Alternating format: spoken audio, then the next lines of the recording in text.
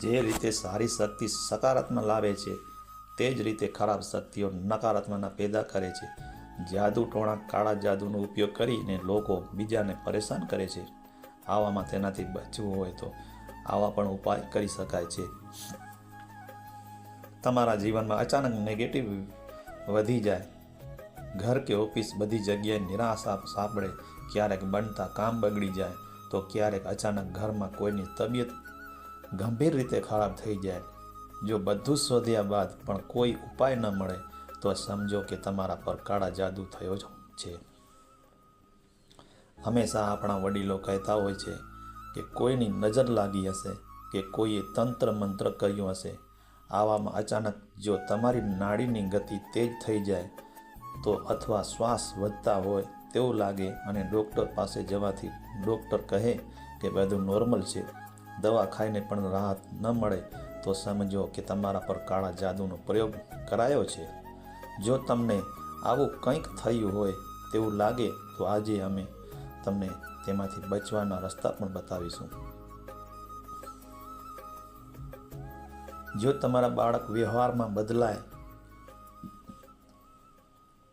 બદલાવ દેખાય, તેને ખાવા પીવામાં રસ ન રહે, તેની ઊંઘ પૂરી થતી ન હોય, તે એકલું રહેવા માંગતા હોય તો નજર દોષ ઉતારવાથી તમે તેને બચાવી શકો છો.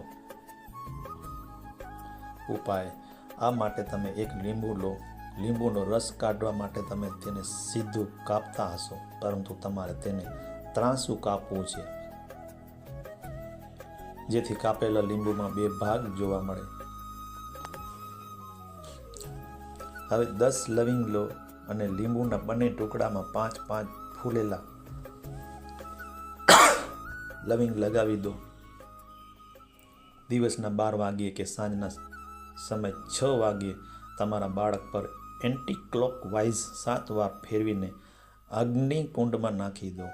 તેમાં લવિંગ બરાબર બળવા જોઈએ, તેથી કુંડમાં બાળવા માટે ધૂપ અને કપૂર પણ સાથે લઈને જાઓ અને તેને બાળી મૂકો. તેને બાળ્યા બાદ તમે નાહી લો. તેના જ બાદ જ તમે બાળકને સ્પર્શ કરશો તો જ સારું રહેશે. આવું કર્યા બાદ તમારું બાળક જલ્દી સ્વસ્થ થઈ જશે. આવું મોટા લોકો સાથે પણ કરી શકાય છે. કહેવાય છે કે જો કોઈ વ્યક્તિ પર તાંત્રિક પ્રયોગ કરાયો હોય તો વ્યક્તિની શારીરિક અને માનસિક હાનિ થાય છે.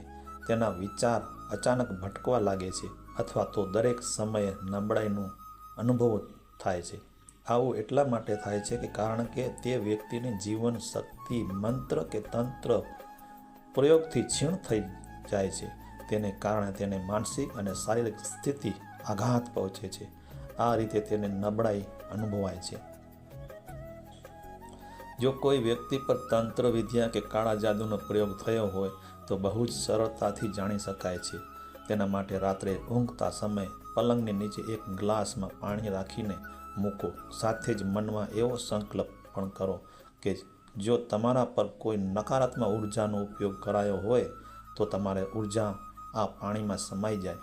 બીજા દિવસે સવારે ઉઠીને સૌથી પહેલાં એ પાણીને કોઈ પ્લાન્ટમાં નાખી દો. ધ્યાન રાખો કો આ પ્રક્રિયા સતત 8 દિવસ સુધી કરતા રહેવી. કહેવાય છે કે જો કોઈ વ્યક્તિ પર તાંત્રિક પ્રયોગ થયો હશે તો પ્લાન્ટ કરમાઈ જશે. જો કોઈ વ્યક્તિ પર કાળો જાદુનો ઊંડો પ્રભાવ થયો હોય તો પ્લાન્ટ 2 થી 3 દિવસમાં જ સુકાઈ જશે.